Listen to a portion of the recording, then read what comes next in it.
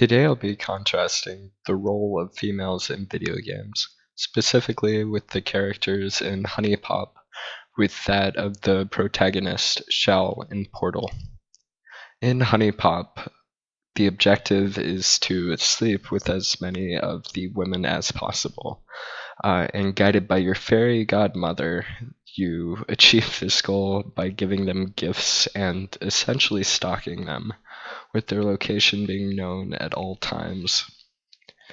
Women are portrayed as a reward for conquering the match 3 genre, and the emotions are oversimplified as they often are in the dating genres. However, in Portal, Shell is shown as a strong female character, with her gender having nothing to do with her identity, conquering puzzles and using her own wit to escape the challenges set forth before her. While some may argue that Honey Pop isn't meant to be taken seriously, it still furthers the trope of women being nothing more than objects used as a reward. While Shell is portrayed modestly, with her figure almost never actually coming into view unless you intentionally place portals to see yourself. In Honey Pop, the characters are over-sexualized and often reminiscent of Japanese anime. In Honey Pop, your relationship with the characters is dictated on whether or not you win the match 3 game, similar to that of Bejeweled.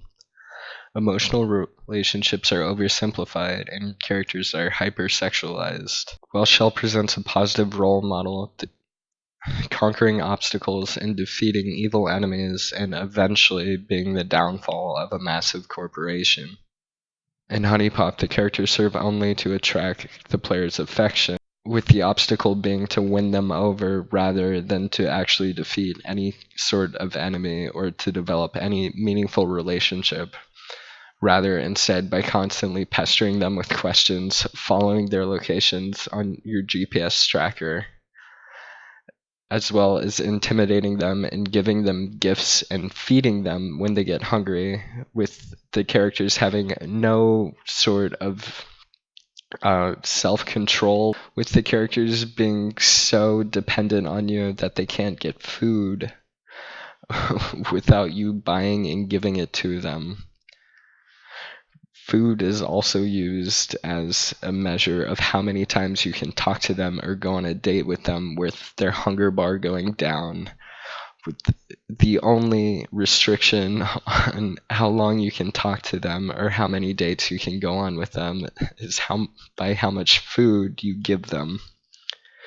Overall, while they are unique female characters with their own sets of personality, they are completely dependent on the player and have very little self-will or self-control, and are hypersexualized, with their goal being as an obstacle of having sex with them rather than cooperating or talking to them or forming any other kind of relationship besides that in which you solely benefit.